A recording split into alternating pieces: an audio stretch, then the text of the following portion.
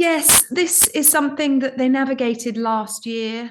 Anna, concerned that the then Duchess of Cambridge would be put in a difficult position before Russian and Belarusian players were banned from taking part in Wimbledon. And again, it is raising its head now. Kensington Palace will be kept aware. The lines of communication are being kept open. But as you heard there from Stuart, there are optics at play here, really important optics, and ensuring that a member of the royal family, a very senior member of the royal family, isn't put in a compromising diplomatic position, isn't used for political gain, and used as a Putin propaganda tool, something they are used to navigating, as I say. Perhaps the most recent example being around the Qatar World Cup last year. Prince William, as president of the FA, might have been expected to travel to the tournament.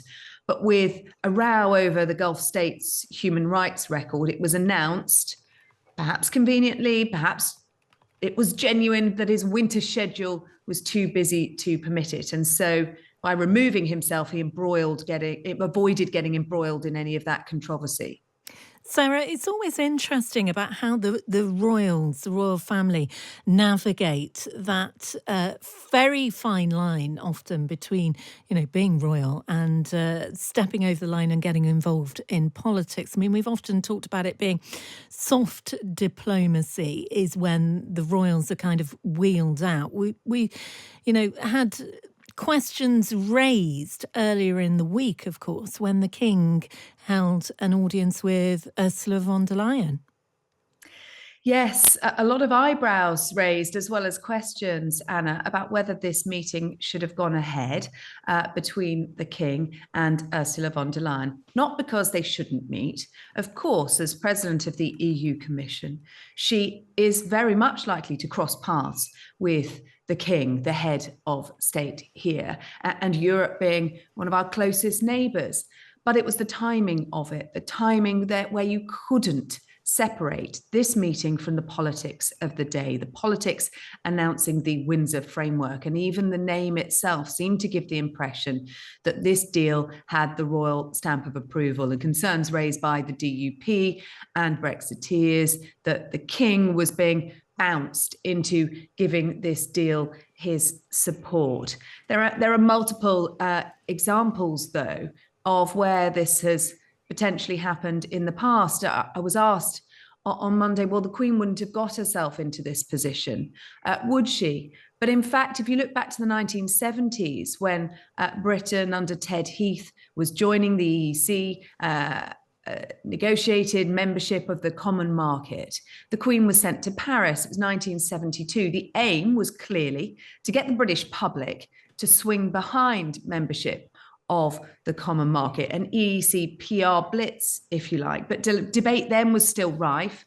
Parliamentary approval was still in the balance. And the Shadow Europe Minister at the time talked about the trip as being ill-advised and mistimed, words that we've heard again this week. And behind the scenes, while the Queen was getting on with her duties, because this was the advice of her government, and that was what she was bound to do, she did have some influence. There was much rewriting of her speech to remove any kind of celebratory tone and keep the Queen as much as possible out of the political arena.